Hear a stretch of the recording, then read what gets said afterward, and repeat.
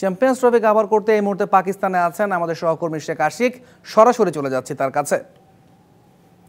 আশিক, আজকে বাংলাদেশ দল প্র্যাকটিস করছে, তাদের অনুশীলন সেশনটা কেমন দেখলেন এবং মাহমুদুল্লাহ রিয়াদকে না পাওয়ার একটা শঙ্কার কথা আমরা জেনেছি, তারা আসলে কালকে খেলার সম্ভাবনা কতটুকু আছে?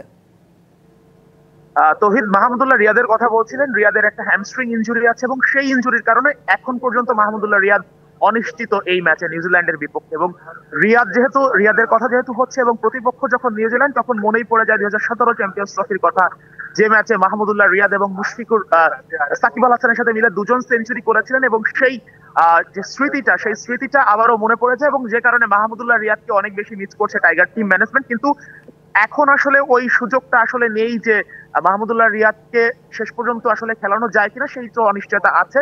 তবে বাংলাদেশ টিমের অনুশীলনের কথা বলছিলেন তৌহিদ, বাংলাদেশ টিম কিন্তু একেবারে দুপুরে অনুশীলন করতে চলে আসে। বাংলাদেশের এখানকার লোকাল টাইম ছিল দুপুর 1:30, অর্থাৎ বাংলাদেশ টাইম দুপুর 2:30। সেখান থেকে শেষ বিকেল পর্যন্ত অনুশীলন করেছে বাংলাদেশ দল। জেনেক্সে শিফট করো, লাইফকে লিফট করো বেশ লম্বা সময় ধরে। এবং এটা হচ্ছে ইসলামাবাদের সোশ্যাল ক্লাবের একটা মাঠ, যেটা কোনো অফিসিয়াল মাঠ না, কিন্তু সোশ্যাল ক্লাবের মাঠ।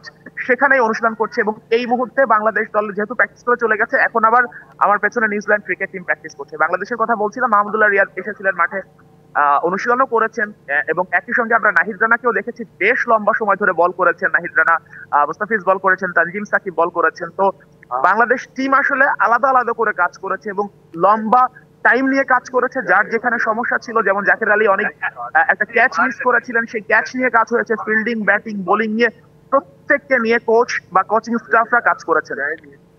এখন বাংলাদেশের জন্য তো ধন্যবাদ। আপনি থাকুন সেখানে, নিশ্চয়ই পরবর্তীতে আবারও ফিরবো আপনার কাছে।